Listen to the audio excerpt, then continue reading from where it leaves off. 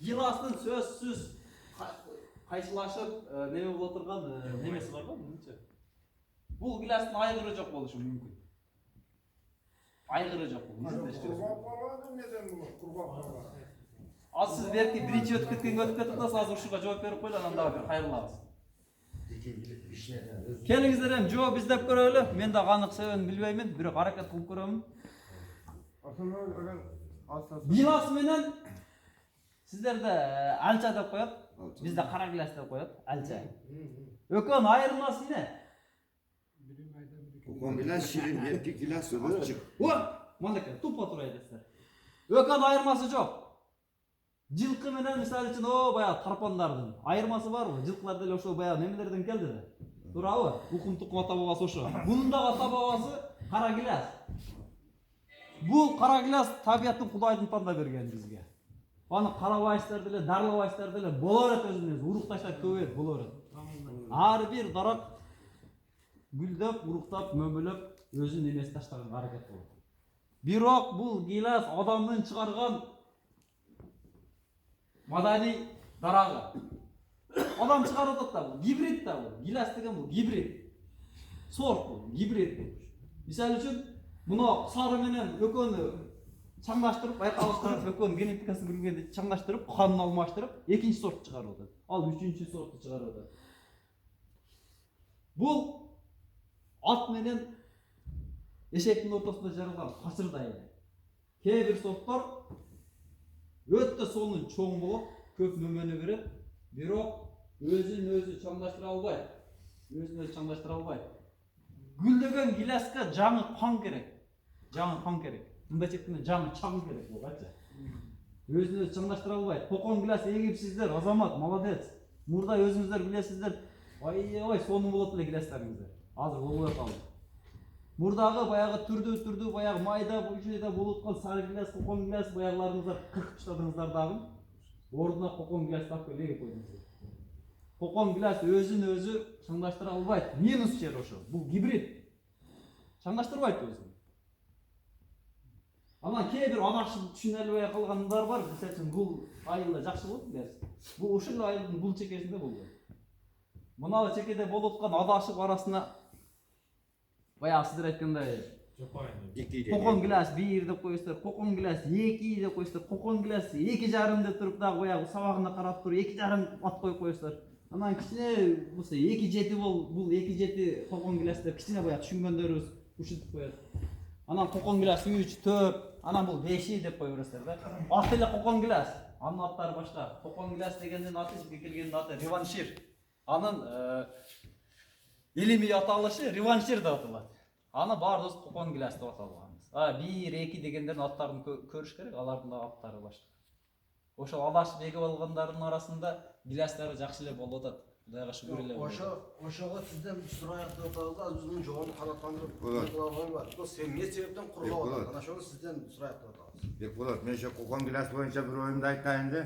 Азыр жооп берип коюңуз.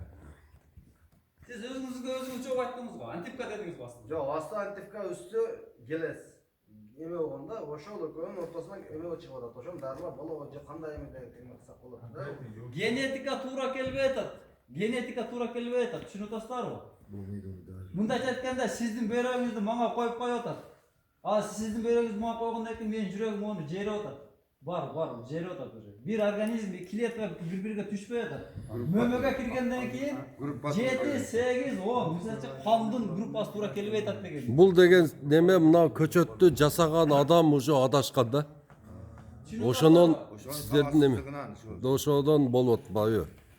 Ошон үчүн туура эмес кылат. Кээ бир жерлерде мисалы үчүн погодасы туура келип атат. Зор болуп. Мындайча айтканда условий болуп атат, алардын болуп атат. Бирок биздин климатка бул шартташа албайт.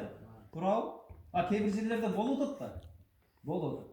Анан кийин кээ бир гиластардын кургап атканы бир эле ушул антипкадан эмес, өтө себептери көп. Ошону да изилдеп көрүш керек. Эми бир эле антипкадан деп туруп антипкага жүктөп койгондо туура эмес болот. Суудан болушу мүмкүн, погодадан болушу мүмкүн, курт жеп аткан болушу мүмкүн. Туурабы? Көп да, мисалы үчүн ысык суук болот мисалы үчүн. Ошодан болушу мүмкүн. Ал бул отдельный тема, сиз мен номерин жазып алсаңыз кеңирээк отуруп алып көпчүлүктүн немесинде сүйлөшөбүз гилас боюнча. Айта бериңиз. Мынау Kokon gilas kurup kalat degenlerge şu kadamcayda kalmayan bir ülke davalında cazda gel birini tavar taşılamış keke. Ana ben aytım bir jatsan jürüyde yaşap dur deva park koydum cıktapça.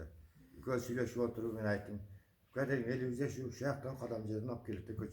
Ap gelip de jakşı 3-4 jö münasını durmaytkan 4-5 yıldan yine kuruştu başlaydı. Desem ben ayta başlasam ne olur bala cama çatmak. Kületten ya. Ben aytım biraz da güldü. Ben niye güledim? Benim mazaklı vatasın desem. O zayıflatkanda düşündüm dedi. Köçetli 120 ana kansıpı, 100 ana kansıpı dedi. Ben şu akanda barına görürler şu köçetleri 100 soğum, 120 sonuna saklarsan. Süngümüz de kadamcıydı. Olay tattağın küldana etti. O dedi, o kolkan gülensin jakşı köçetin 100'den vermiş. Bana dedi, şöyle dedi, jakşı, hani kuru aytıvan sortlarını ap tepirem. 250 de maalesef çay içiyorken kurupalı 200'den ap tepiremek dedi. Onun için kuru ayt dedi. Bu ne desem bu bizim bütün yerimiz kadamca şu köçetmen zermestet dedi. Eğer biz kuru aytıran köçetli kılıp satkarımızda bizi böyle bankrot bulu dedik ki yemini çok kuru aytıran kılıp satavuz dağından ortadan. Sonra köçet satavuz dedi. Sonra aytta ola. Bir desem bu et manav doluna puluna var mı dedi o dağı. İt murut turutlar şuna çıkarattan köçetti. Onu şöyle kıp koyat dedi. Ol ciske o sudu kam talap koyan nese dedi. Abi gilas sudu köp talap koyan nese dedi. Bunu kannakin yeküçülü östürattan kinalegi gilasın patriarkmışı bu kötür elbettan kamsıkan ölet dedi. Anan şu an için özleri için kılgan köçet başka, satış için kılgan köçet başka. Eğer satış için kılgan köçet desem bana 200 sonu verim yaparım. Sizin aldığınızda köçetim daha anan şu 100% garantiye verim. Ol kuru vay siz etken. Abi yergi satıp atkan köçet o kuruşu kere gözümüzün sakazı bir sonunda. Sonunda ekendimiz var ekende bana. Bayağı da 100 sondu 100 son köçetke kızık bağladan. Ben 200 sondu köçet dalam diye var şöyle yani şu 200 son köçet 200 son alış gerekinde. Şöyle şunda etkende bizim özün japayı giderken bulayken canlı revançili şu an payvan kılan. Olu ne var olu ösüp köçet da oğlum. Abi yergi Samsun başkan dedi. Söğüklüğe söğüksüzlü payvant kıva deyip zaten ırk olman payvant kıva deyip. Şunday da bu parodası saklaş gerek de. O şu başka paroda payvant kıva deyip o yılığa 30% köçetin öldürüş gerek onu sattırış gereken. Bu biznes hava dedi de. Onun şunda negiz var bunu söylüyorum şunday da cisini. Zaten köçet yap şunda çıkart da tura. Cisini bu pazarda bazı kim var tanı varsın onu. Neççidan kim var 3-4 yıldan kim. Mümkün ol ölüp kalacak köçüp gitti. Aba özü tamasha eretdi, bayağı joğun aytып чыгып кетиптир, туура эле. Азыр замандын талабы деп айтып кеттик. Баргансен азыр жаңы Кыргызстанга жаңы азыр көптөгөн сортторду келатат, Польшадан келатат, Сербиядан келатат, Германиядан келатат, Канададан келатат. Бул сорттор азыр биздин климатка шаркыша турганы мен өзүм да кызыктардым, ошол азыр сыноодо болуп атат.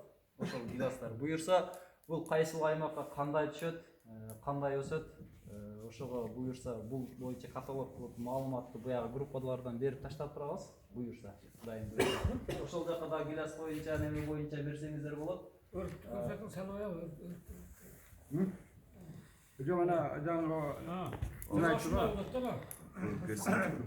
Buna tutup kal. Ana şuna bir şey kurutta cazda kökte öğüt ona şuna. Bir çırgap termal bop kala çalbırakta. Aslında mayda bitkiler var. Азыр Азамат келип неме кылып берет. Толук айтып берет. Азыр эми мына Бекболоттон силер баягы айткан мына көчөттөр жөнүндө сурагыла. Бекболот өзү мынау азыр поликарлик кылып кокон гиласты дагы, өрүктү дагы, шафталыны, алманы чыгарып аткан бала ушул. Биринчи немелерден. Мына ушул түштүк. Köçetini polikarlı köçetler kançadan abis 5 kılalasınlar. Narkın içi düştüğünü. Бекболот суроого жооп берер, анан буну Азамат өзү бир кеңири токтолуп кетсин. Кел. Сен о көчөттөр жөнүндө айтып бергиле. Mayda nakırda pişak durgan almalardı. Terlik polikarlıkları kaç sonundan alsak olur. Мен өзүм көчөт менен заниматься этпейм, көчөт чыгарып сатпайм негизи. Мен бактабатка келдим. Эгер ошондой көчөттөрдү эртеп сатыргандар десеңиздер, кайсыл хайвантай экенин, тамыр экенин айтыңыздар. Биз ошол группадан жооп беребиз, ошол группадан. Алманын азыр 106 деген, MM106 деген тамыры бар. Көбүнчө ошол полукарлик, ошону аракет кылып атышат, Кыргызстандын мастыша турган. Анан азыр сиз айткан кара дөөлүктөрдөн көчөт кылгандар эрте бышар чаң алма. Сок гүзали деп коет. Ошол алмага басым жасап атышат. Кетиши жакшы экен. Тереткесин. Bizde ıslıkta çeker. Islık bula çeker şu tuştur verir. Зор пышак бизде алма, зор. Бул алма сиздерде майда бышат. Болду. Майда бышат. Майда июнда бышат. Чоң болот. Бая акам айтты битти. Сиз айттыңыз шакар алма деп. Жазdık alma. Karlık mı ce pol karlık mı? Булар полукарлик. Nasıl ne iş? Полукарлик. Силер бир нерсени толук түшүнүшүңөр керек. Силер мынабы кадам чай менен, өзгө менен, нокат, башка менен конкуренция болбой турган дыйканчылык кылышыңар керек, багбанчылык кылышыңар керек. Силердики мынабы ранний сорттор. Мына климатический расположениеңар силерге ооба, жаздык алма, жаздык өрүк бардыгы тез пышса, биринчи болуп туруп, парсылдатып сатып туруп, акчаны чөнтөккө салышыңар керек да. Abdullah Taşiyev, ben Oştun pazarından bir girsem, pazarga girsem bir manamda жаңғақтай yüzüm durat da. Yüzüm, hani pakette sağan başın teşikliğe keşikten, yüzümün kilosu kança desem 300 son dedi. Yüzümdü bir de 30 sondan satal başlıyor. Ооба. Noya oraylar. Ана ошол жүзүмдүн, ошол сиз айткан жүзүмдүн немеси көчөтү баягы Алишер Тураев деп инвитро питомник ачкан өзбекстандык киши де бар. Ол биздин баягы телеграм группабызда бар. Ошого эле звонить этип, мына пулуну төлөп, сал бер десеңер, кутта ошондо жүзүм келет нерге. Биринчи болуп силер сатасыңар. Daha şu an 200 songa 700 gramda aldım daha bir 5 öğünü yiyeceğim toyup kaldım. Suyunu ajratıp koydum çöktükçe. Yegem desem kinonu jogatıp koydum. Акабыз сурооско жооп берели мынакей кызыл каяга караганда алдыңча кат дейт. Өзбекстанга карагандачы? Onun kişiler. Кечиресиздер. Тажикстандан карагандачы кужаттардан? Aldın çıkardım. Кужатта. Aldın çıkardım size de. Mali daha Дагы дальше кужат же орон төбөлөрдөнчү? O yakta erkek pişak işte. Мынакей. İyi pişer bizde. Bizde Taşkent'te. çıkardı. Taşkent'te Taşkent'ten ama aldım çıkardım size de. Мына көрдүңүзбү эмне себептен? Kısık da bize de. Олордон жогоруракта турасыздар мисалы кужат. bizdeki taş tak. Бирок мынакей о жериңиздер таштак. Таш жакшы берет. Эми карап туруңуздар. Сиздерден дагы алдың чыгарыш үчүн кандай аракет кылып атат? Мына Өзбекстан. Билесиздерби?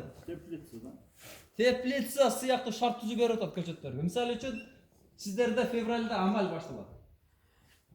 Амаль башталат. Бөрт үй баштайт. Амаль башталат. Булар ошол убакта үстүн пленка менен жапканга аракет кылып атат. Сууду бергенде жылуу суу берип атат.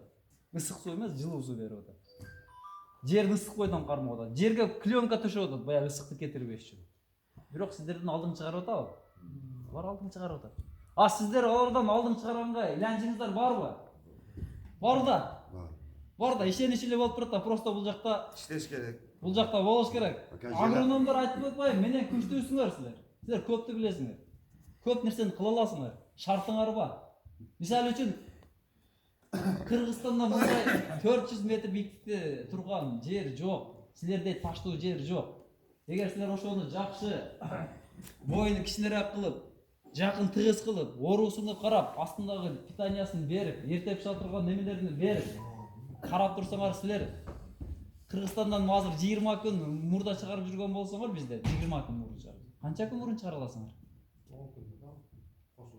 Дагы 10 күн, может 15 күн. 10 күндө ба 200дөн 20га түшүп калып атпайбы? Ошол 10 күндө силердин преимуществоңар да.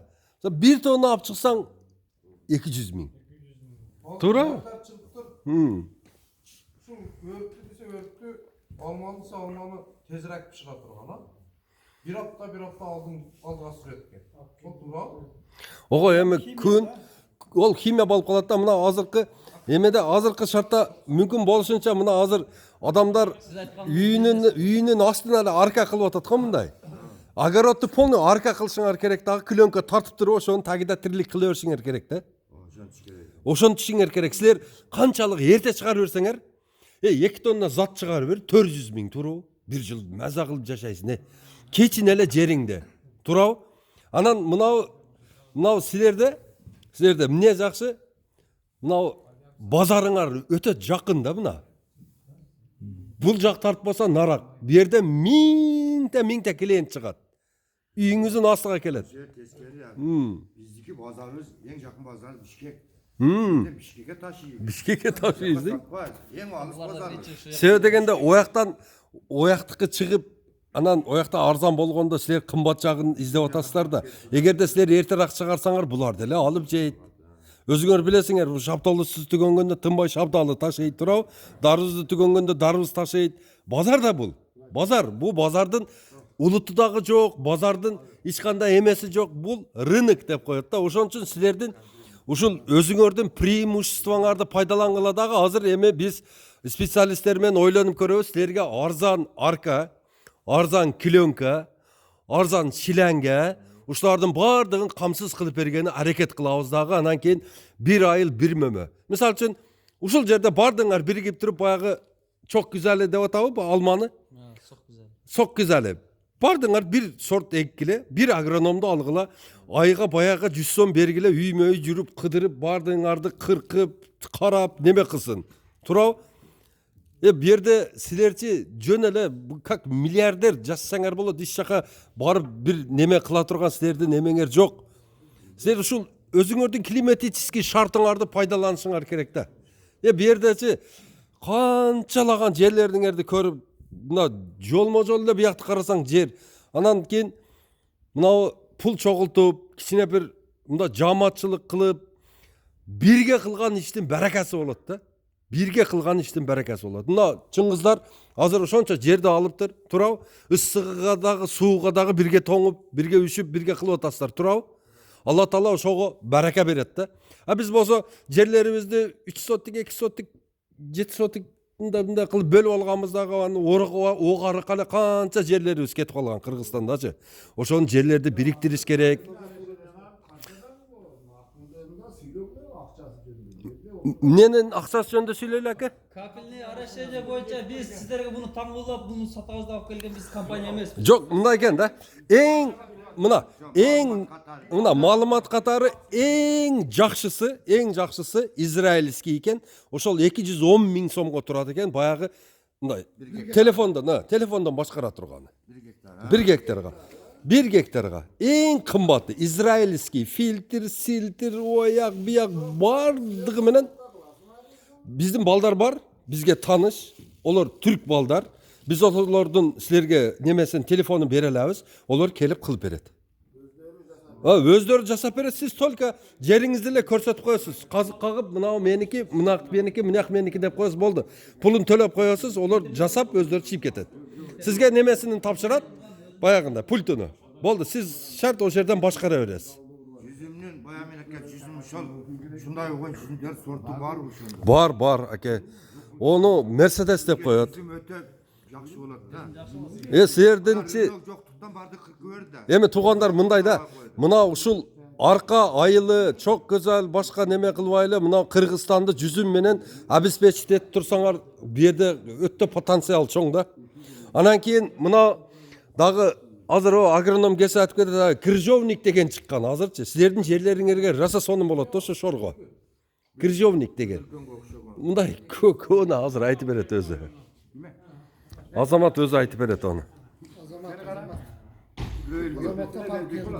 Кел Азамат.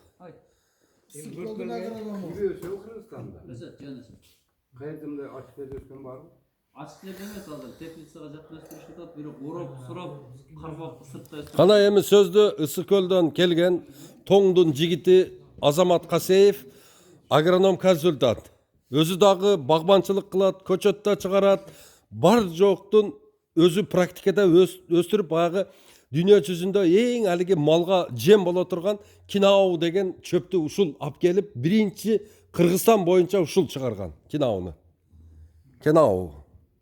Эми сөз үстү баштайлы азыр көрүп келдик байкелердин эмелер өрүктөрүнчү. Бул негизинен тилале басып кеттердин. Бит басып кеттердин. Бит баскан эмес деп издеп жүрүп араң таап келдик. Биттердин эмелери деле бар экен.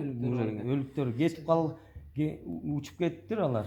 Анан буга каршы бул жалбыра буга келген соктордун баарын биттер жеп атып, бул немеңер сабактар тамак жетпей калып анан ийилип кеткен. Анан кумурскалар көппү силердин? Кумурска эң биринчи бул битти жыргаткан кумурска болот да. Анткени кайра кумурскалар ошо биттин жумурткалары менен тамактанат. Бит кумурска көрсөңөр эле сөзсүз уже чөп бити бар дей берилет. Анткени кумурска ташып чыгып жалбыракка коет.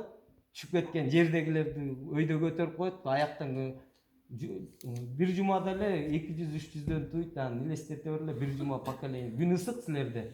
Циклы да бат болот да. Анан муну дарылоодо дарынын да түрлөрү бар да, контактный, системный болот.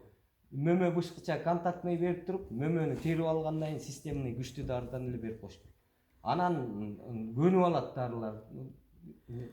Бул курттар дагычы ошон үчүн дарыларды бат-баттан алмаштырып. Анан дагы бир нерсеси, азыр барган полиодо бутаганды бутабайт экенсиңер.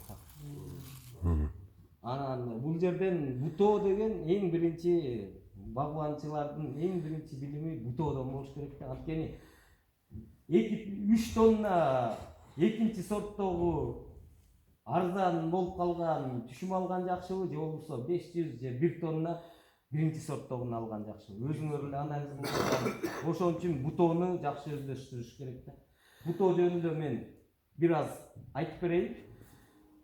Жоқ, бірінші молға қандай емелерді қолданойла. Буга деген биринчи силер химикатсыз өлбөйт булар. Же болбосо биолабораторияларда ушу битти жеген златогласка же болбосо Божья коровка, жана эл кайда көчөт деген неме барбы? Ошол душмандар ушундай, бул естественный врагдар. Анан биолабораториядан алып келгенден кийин химикат чачпаш керек анда. Биринчи партиясына химикат берип туруп, экинчисинде ошону кое бербейсиңер. Мөмө бышарга жакындаганда ошону кое берсеңер болот. Мөмө терип алгандан кийин химикаттарды, системный химикаттарды чачсаңар болот. Жоқ, қайсыл дарылары ошо системный? Скорбо. Чоңойто койбойт ошолордорду. Курт жеп атат. Ошон үчүн чоңойбой атат. Дарысын айтып койгула. Эми Химиялык жагын айтайлы, же органикасын айтайлы. Химияны өгілесе туғандар. Органика дегіле. Органика bir эле кутуча 2 гектар, 3 гектар жерди жөнүнө неме кыла берет да. Ошого бир аракет кылгыла, ошо органикага өткөн. Ооба кичине кутуча 2 гектарды неме кыла берет. бирок начар жери аны бат-баттан алып келип бат кое бербесеңер өлүп калат. Дем алдырып, жакшы кылып алып келип, Ошто да бар биолаборатория. Бет Баткенде бар. 50 сом, 50 сом. 50 сом. Болгон 50 сом. Копейка. Учурбай турсам өлбөй тура берем. О, бакса болот буну, отдельный бакса болот. Буну мына Баткен областык биофабриканын начальниктерине чыккыла. Ошол жер департаментине чыксаңыздар, ошонун адистери ушул айылдарда да бар да. Чөп бити басып атат. Тиле ошуга каршы энтомофаг таап бергиле десеңер алып берет. Азыр мен балай байланышайын балдарга. Немеден жазып коюңуз телеграмда. Ошо менен эле жок кыласыңар. Андан кийин дагы жакшы өспөй атканы азык жетпейт экен. Азыктарды да туура эмесирээк берет экенсиз. Анткени адамга эмне керек эң негизгиси? Эт, сүт, май, основной тамактар, ун, картошка, ушулар да. Андан кийин калемпир, шекер, туз, пуз, булар второстепенный. А өсүмдүккө керекти азот, фосфор, калий. Азот боюн өстүртөт, фосфор түшүмгө берет, калий скелеттерине түшүмгө таасир берет. Ушу 3 элементсиз эчтеке түшүм болбойт. Анан силерге жериңердин баарында гумусу да ылдый экен, топурагы да жок экен. Анан топурагы жок жерде азык элементтер кармалбайт. Сразу эле суу менен кошо эле жердин астына кирип кетет да. Ошон үчүн жакшы өспөй атканы азот жетпей атканын белгиси. Анан точный азот жетпей атканын эмнени билиш үчүн биринчи топурагыңарды анализ кылыш керек. Жок, анализ кыла албайм десеңер, анда карап туруп эле удаа бир жер семирткич азот ичине бербесеңер түшүм ала албайсыңар. Өсүм жок болсо жана өсө албай атканы дагы өзүндө жерде тамак жок өсөйүн десе.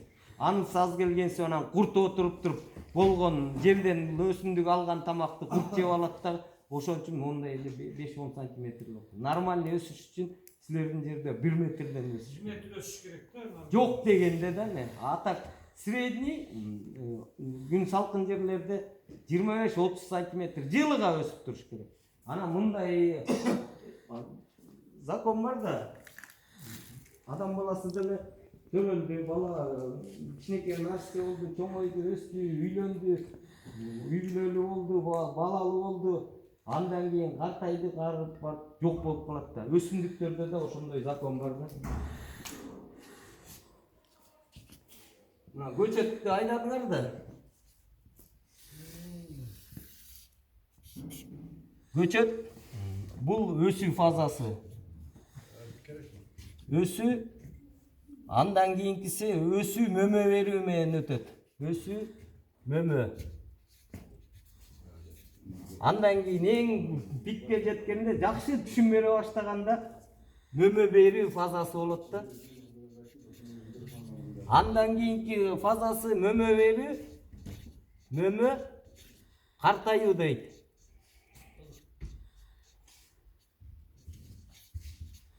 Андан кийин картаюу фазасы,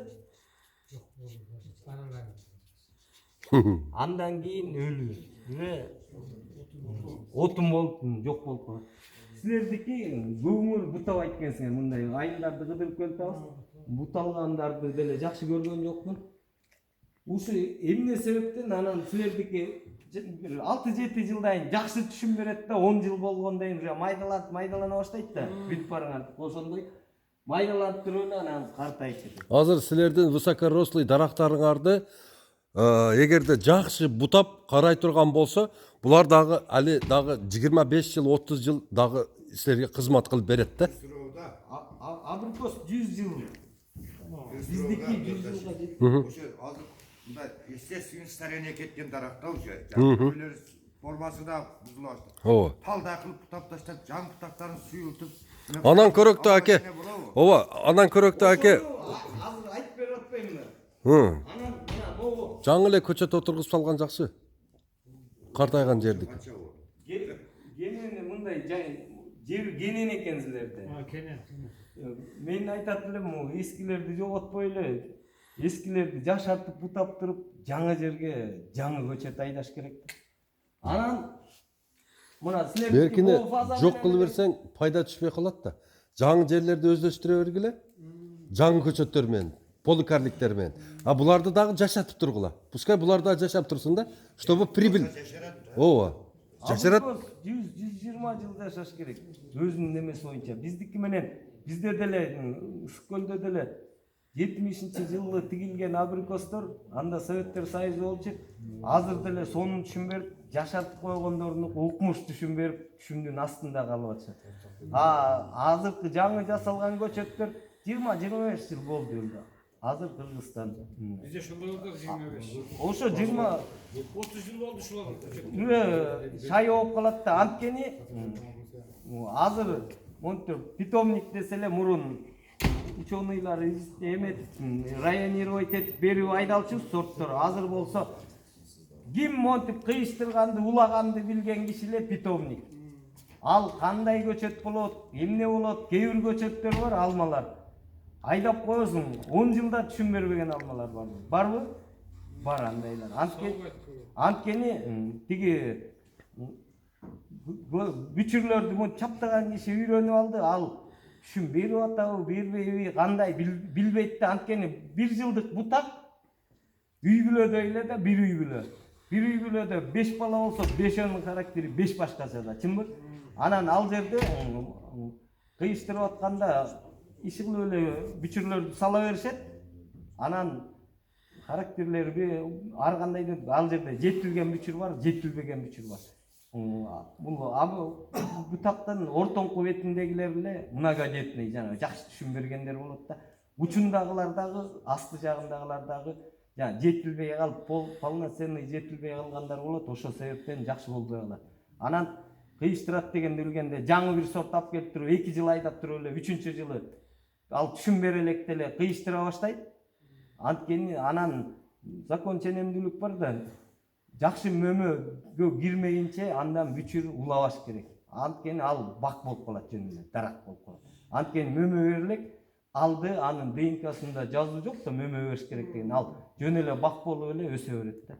Ошон үчүн питомник алганда жакшы жайын билгендерден алыш керек да. Базарга алып келип эле жөн эле сата бергендердики бак Шуну алабыз, базардан алабыз да биз. болбой Калат. Ошон үчүн ишенчиликтүү Сорты мындай дейт. кичине кымбатыраак болсо да ишенчиликтүү жакшы жерлерден алганга кеңеш берет элем. Анан кайра боо бутоонун эң негизги бул бутоодо. Бутоодо боо фаза менен бүтүп калып атпайбы силердики? Бул фазаны чойсо болот. Эмне кылабыз? Бутоонун жардамы менен могу өсүү мөмө берүү фазасын чоюш керек. Өсүү мөмө берүү улана бериш керек да бул жерде. Ошондо жана силер аз 25 жылда бүтүп калып атат, тамыры начар болуп атпайбы? Ошону чоюп кете берсиңер. Өсүү мөмө берүү, өсүү мөмө берүү, өсүү мөмө берүү кыла берсеңер, бул кете берет да. Алар ушул айткан нерсени жакшылап түшүнүп алсаңыздар кирсе, түшүнүп алыңыздар ушуну. Эң өсүү мөмө берүү. Эшикке чыгып түшүндүр болду, эшикте өрүп бар. Эшиктен да аз кетип баратканда Аданда бир сыйра көрсөтүп беребиз. өзүңөр эметалар 20-25-30 сантиметрден бир жылдык өсүмдөр жок калдыбы, уже менин өрүгүм картая баштаптыр дей берилет. Өспөйт да вообще. Az анан эмнеге өспөй атканын эми айтып берейин. 35 жыл болду өспөй. Көтөрүлбөй атат. Атабыз 2 айда чыгып турат. Чоңой болот. Ан быйыл биздин айткандарды жасасаңар эмдиги жылы эметет.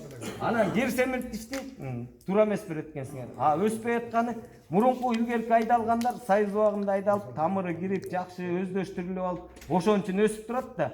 Анда Советтер Союзунун убагында полный агротехнология севообороттор сакталчу, ошон үчүн өсүп калган. Ошондо өскөн азыр өспөйт. Азыркыңар өспөгөн себеби азот, фосфор, калий дебедимби? Азот, фосфор, калий. Ушучу жок да топурагында. Кумдак таштак жерде бул элементтер жердин астына эле кирип кете берет. Быйыл бир жылы чачып койсоң, күзгө чейин ал өсүмдүк алса алды, албагандан кийин сугаргандан кийин суу менен кошо эле жуулуп кетет. Ошон үчүн аз-аздан пат-паттан берип турат. Анан дагы өспөй аткандын бир себеби жер семирткичти туура эмес бергениңер кесепетинен да мына. Бул алмада өрүк. Азыр байкелерден сурасам, жер семирткичти кайсы жерге бересиңер десем, мына бул жердеги бул жер болсо, мына боо жерлерге эле жер семирткичти сала берет экенсиңер да. Анан суу келген жагынан. Арыкка эле. Бул негизи силерге жана Абдулла байке айткандай, каша берип туруп, бети башыңарга салгандай эле кылып шылдыңдап атасыңар да бул алма өрүктөр. Биз арагана беребиз. Ошондо деген бул жердеги тамырларды көрүңөрбү? Бул чоң тамырлар.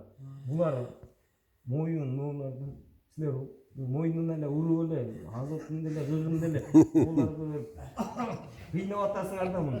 Мында тамак алчу зонасы болот өзүнүн. Мына көрдүңөрбү? Бул жерде чачы тамырлар болот. Мына шактарды карап эле. Көчөп турабы? Ош жердеги ичке бакта жаш жаңы чыгып келаткандардын түптөрүнө согуш керек. Мына бутагы мына болсо, биз эмнерге берип атабыз го? Бул жерге бериш керек да, эмнерге? Бул жерлерде тамак ишчини алып ош жерде. Байке айтты го, мен пахта айдасам, пахтам да сонун болду. Анан түшүм да жакшы болду деп атпайсың.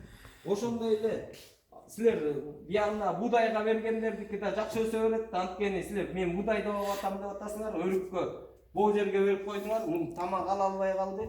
Боо жерлерде будайлар бар да, будай пахталарынан. Көрдүңөр боо жерден анан тиги менен барат деп аракала чача берет. өсүмдүк тамыр өзү таап алат. Силер аны монтиппек эле бир 6-7 жерине берип койсоңор деле чачы тамырлар таап алат. Мына боо жерлерге бериш керек. Анан суу аккан жагына эмес, суу акпаган жагына да бериш керек. Ным менен өзү тартылып алат. Biz arama suga Ha. Көресіздер ошондо.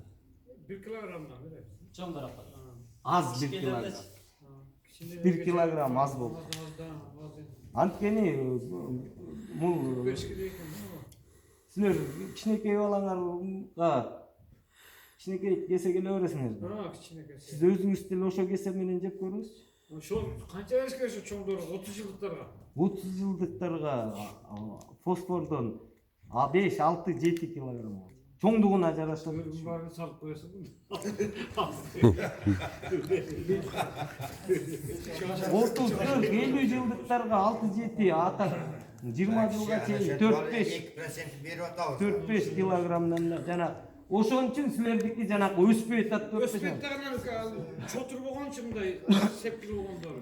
сепкил болгону ал оору пластоспориоз деген Кумурскага кантип күрөшөбүз? Жаман кумурска чимели, майда кумурска жаман көбөйүп кетти. кумурсканын уюктарына эле Тумбай эле. анткени кумурска жаратылыш да алма убактын ичинде кумурска жок болуш керек да уюктарына эле дарылар дустар бар да ошолордон чачып койгон үстүнө эле чачып Союз койгон бода дарылар дейт, жогоруда чимейм. анткени кумурска мындай зыяны жок бирок себепкер болуп атпайт тиги чөп битинин баарын Чөп жерге түшүп калган бул кумурска өзү баягы чөп битинен мындай аркасынан чыккан суюктук бар да, ошо менен азыктанат. О кумурска ого эко дос да. Сен бу жерде жашап буну же дагы мага чичип бер дейт, мен ошону шором деп туруп эко тандемде иштейт да. Эгерде кумурска жок боло турган болсо, наркыны ташып жеткизе албайт, өзү чыга албайт тиле ояккачы.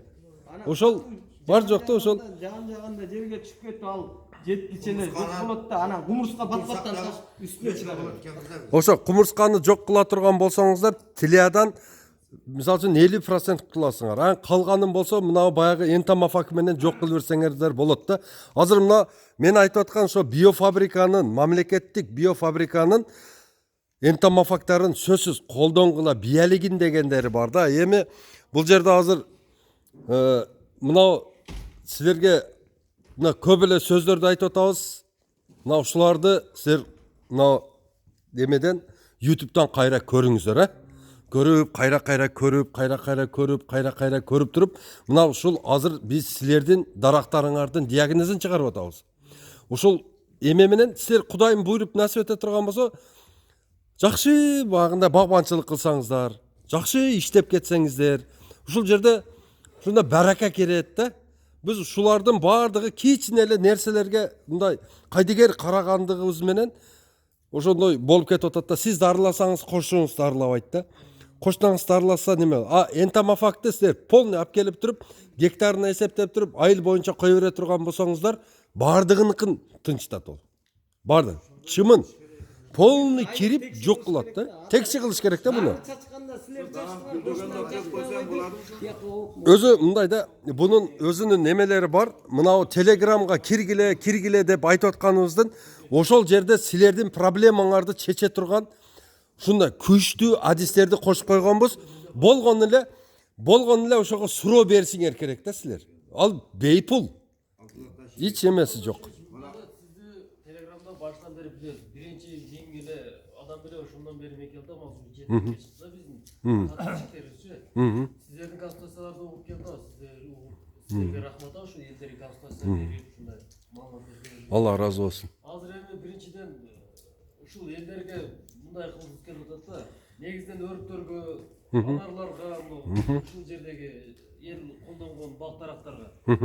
Ушул жазыраак убагында ушул айтылган баягы дарыларды баягы айтылган общий эмеге бир консультация кылып, бир элдерди алып келип уюштуруп, ушул жалпы элге көбүрөөк маалымат берип. Ооба. Биз дайыма даярбыз.